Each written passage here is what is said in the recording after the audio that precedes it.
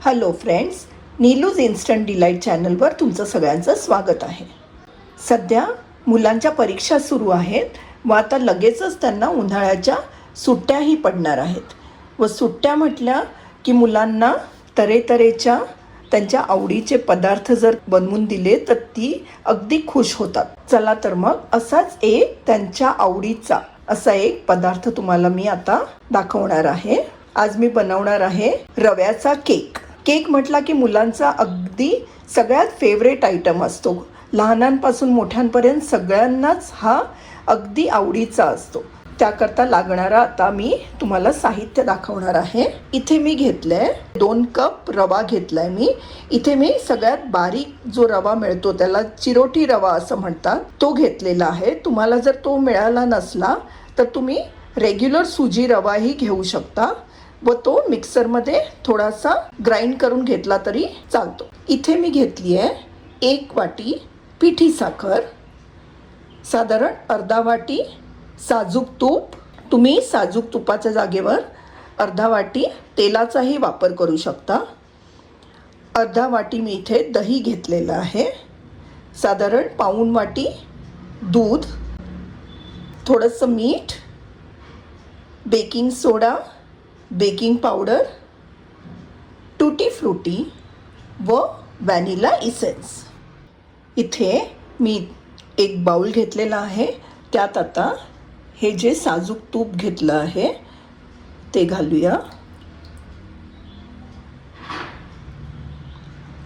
त्यात आता हे दही घालणार आहे.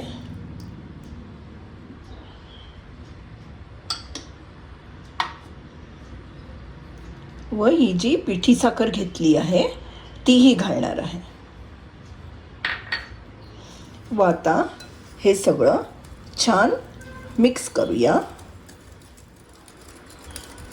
साजूक तूप वापरल्याने आपल्या केकला छान असा फ्लेवर येणार आहे. हे छान आपण फेटून घ्यायचं आहे जेणेकरून हे सगळं छान मिक्स होईल. यात आपण आता हे जे दूध घेतलं होतं तेही घालूया व ते छान आता एकजीव करूया. हे आता छान एकजीव झालेलं आहे. ह्यात आता आपण हा जो रवा घेतला आहे 2 कप तो मी घालणार आहे व त्यात आता थोडंसं मीठ घालणार आहे. व आता हे सगळं परत छान फेटून घेऊया. आपण पाहू शकता आपलं बॅटर हे आता छान मिक्स झालेलं आहे. आपण आता हे 10-15 मिनटाकरता बाजूला सेट करायला ठेवून देऊया. 15 मिनटं झालेली आहेत. आपण हे जे आपलं बॅटर बाजूला ठेवलं होतं ते आता बघूया. तुम्ही पाहू शकता हे छान एकजीव झालेलं आहे. त्यात मी अगदी किंचित असं दूध ॲड करते आहे.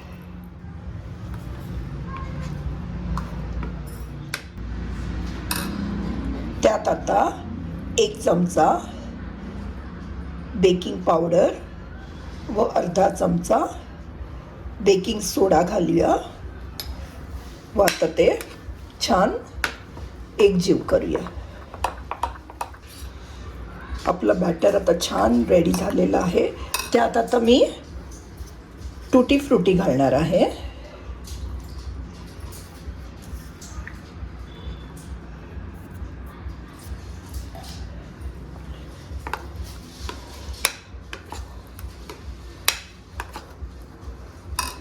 व थोडंसं व्हॅनिला इसेन्स घालणार आहे.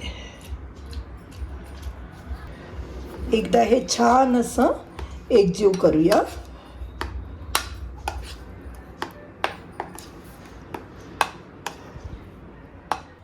इथे मी एका टिनमध्ये त्याला ग्रीस करून त्याच्यावर बटर पेपर घेतलेला आहे. आता त्यात मी हे जे बॅटर आहे ते घालणार आहे.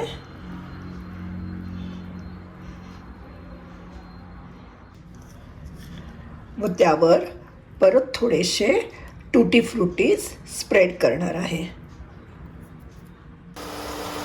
इथे मी कढई घेतली आहे व त्यावर एक स्टँड ठेवलेला आहे.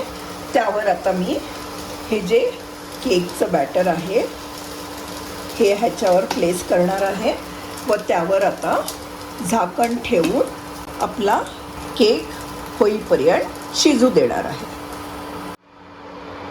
आपण पाहू शकता आपला केक छान अगदी रेडी झालेला आहे. आपण एका सुरीच्या सहाय्याने तो जस्ट असं पिअर्स करून बघणार आहे. ह्या सुरीला काहीही लागलेलं नाही आहे, जेणेकरून आपला हा आता केक रेडी झालेला आहे.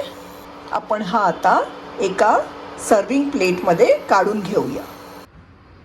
असा आपला हा सॉफ्ट अँड स्पॉन्जी केक तुम्ही नक्कीच ट्राय करून बघा. तुमच्या मुलांना हा केक नक्कीच आवडेल याची मला अगदी खात्री आहे. तुम्हाला ही रेसिपी आवडली असेल तर मला नक्कीच कमेंट करून कळवा व माझ्या चॅनलला लाईक, शेअर व सबस्क्राईब करायला विसरू नका. थँक्यू.